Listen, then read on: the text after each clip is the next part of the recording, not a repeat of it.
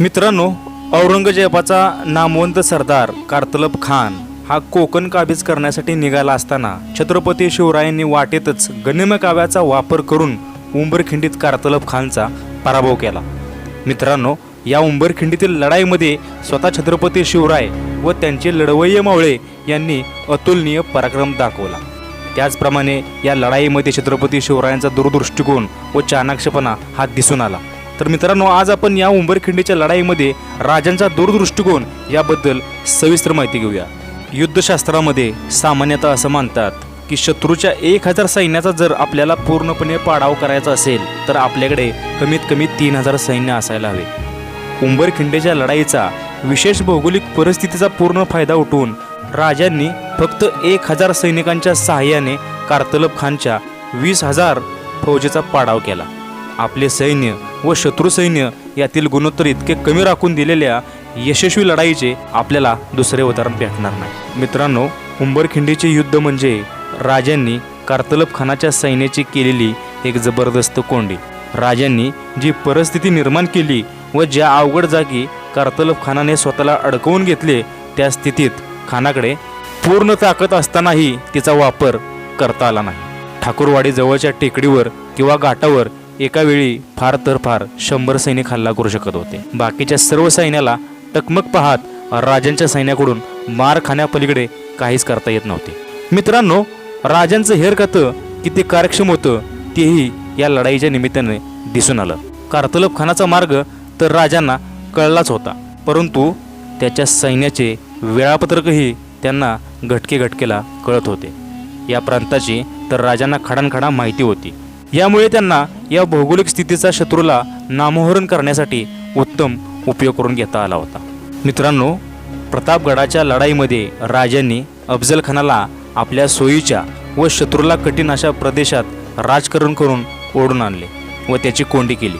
उंबरखिंडीच्या लढाईत शत्रूनेच ठरवलेल्या मार्गावरील विशिष्ट भौगोलिक रचनेचा राजांनी पूर्णपणे फायदा उठवून शत्रूची कोंडी केली। खरं तर मित्रांनो, हा एक युद्धकलेचाच भाग असतो आणि छत्रपती शिवरायांनी त्याचे तंतोतंत पालन केले होते। मित्रांनो, कुरवंडा घाटाने कारतलबचे सैन्य उंबरखिंडीत येण्याच्या आधीच छत्रपती शिवरायांनी सापळा रचला होता आणि जसे या कारतलबच्या सैन्याने उंबरखिंडीत प्रवेश केला तसा काही क्षणातच हर हर महादेवची ललकारी ऐकू आली आणि कारतलबच्या सैन्यावर दगड, बाण, बंदुकांचा मारा सुरू झाला। मराठ्यांचा मारा तीव्र झाला व आपण हरतोय असे कारतलबला वाटल्यावर त्याने आपल्या एका दूताला शरण येतोय हा संदेश घेऊन राजांकडे पाठवले। मित्रांनो, कारतलब खानाचा दूत येतो हे राजांना कळले।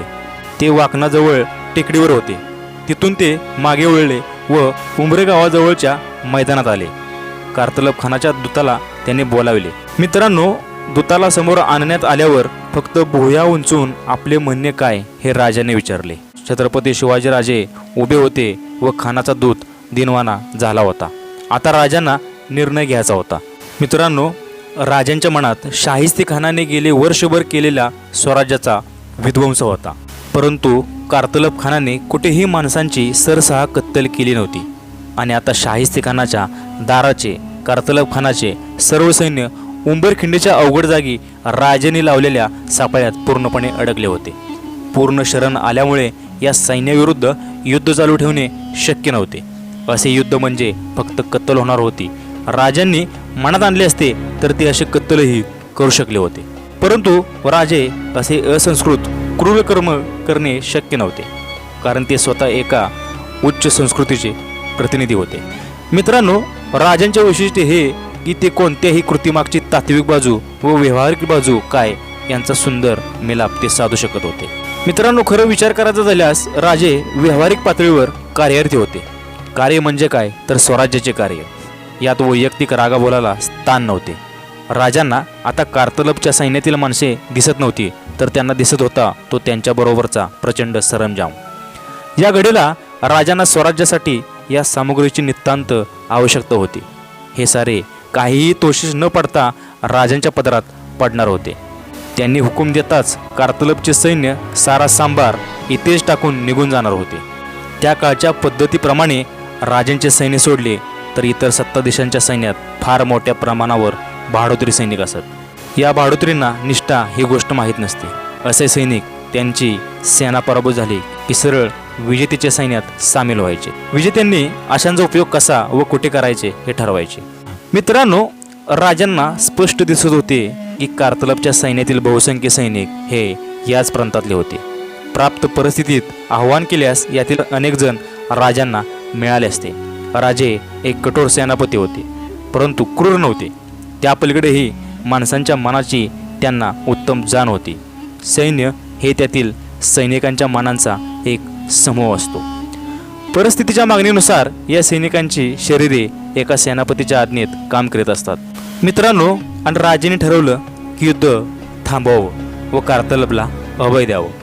त्याच्या सैन्यासह त्यांच्या सर्व सरंजाम आहे तसा सोडून तात्काळ परत जायचा हुकूम द्यावा व त्याच्या सैन्यातील जे स्थानिक आपल्याकडे येतील त्यांना आपल्या सैन्यामध्ये भरती करून घ्यावी. राजांनी कारतलबच्या दूताला या अटी सांगितल्या व त्या अटी मान्य करणे त्या कारतलबला भागच होते.